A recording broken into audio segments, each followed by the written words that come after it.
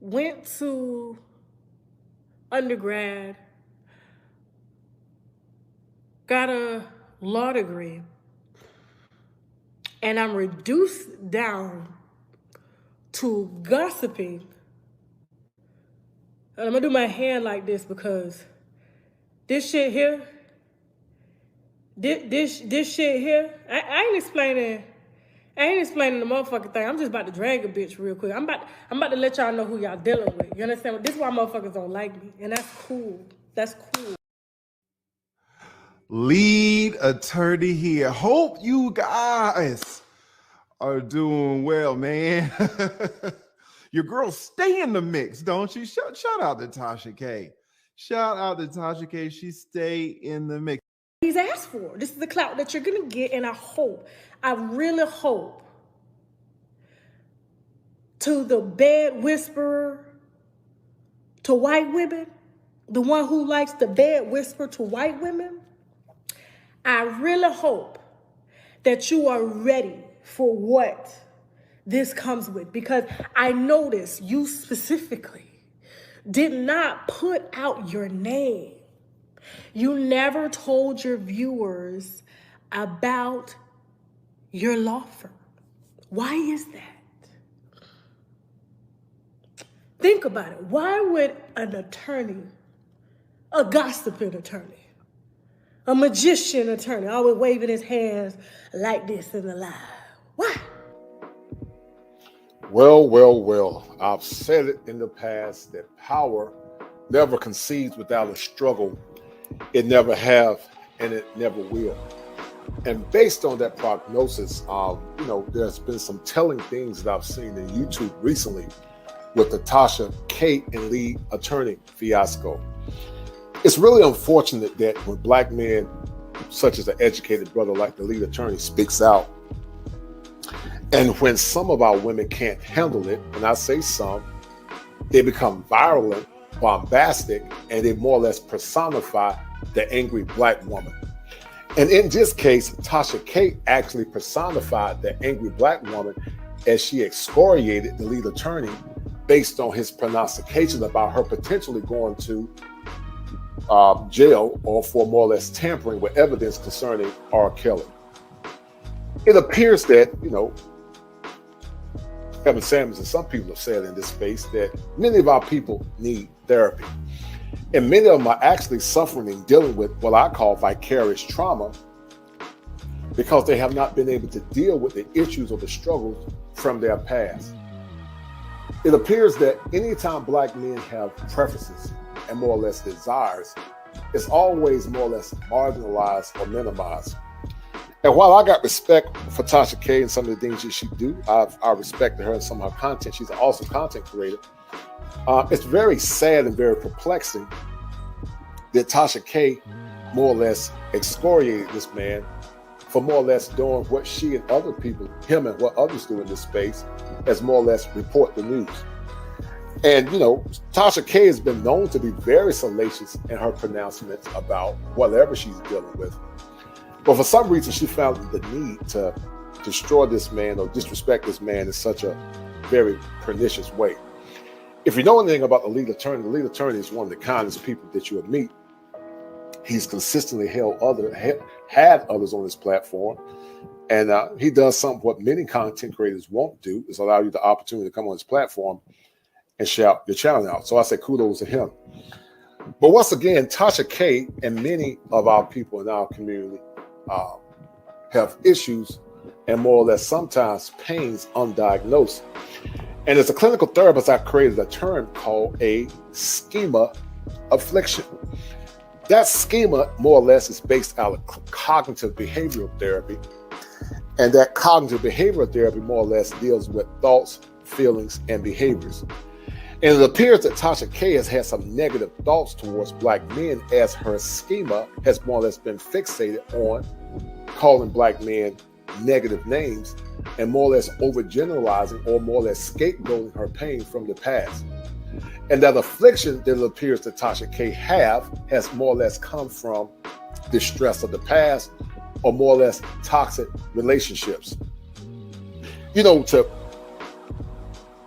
demonize a man that she did, and even though she more or less appeared to have made a half-attempted apology, it still remains that anytime Black men speak out against those things they deem to be necessary, it's met with more or less ineptitude, and it's more or less met with distress. And it's unfortunate because in this space, there's room for everyone to grow, but to start calling men the B word and calling his mom all kinds of names, I found that to be very tasteless.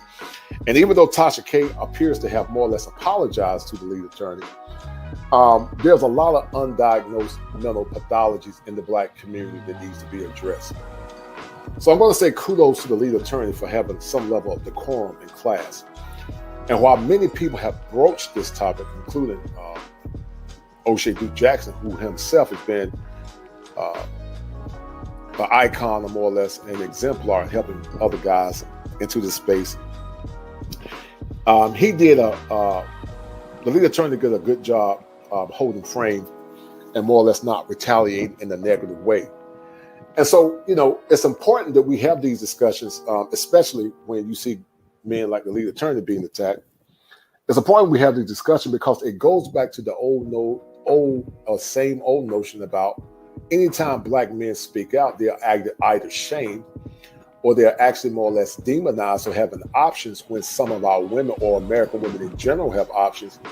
It's not an issue.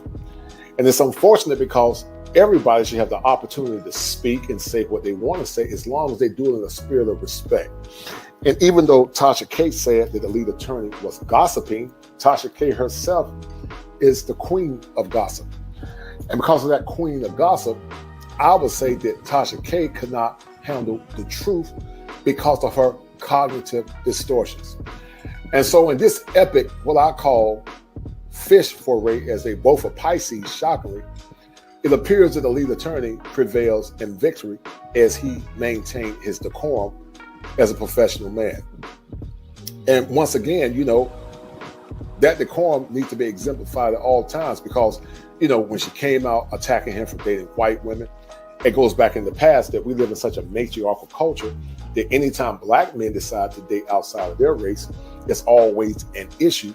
Anytime Black men tend to do anything contrary to the plantation politics of some, and I say some, not all, of our women, it's always an issue.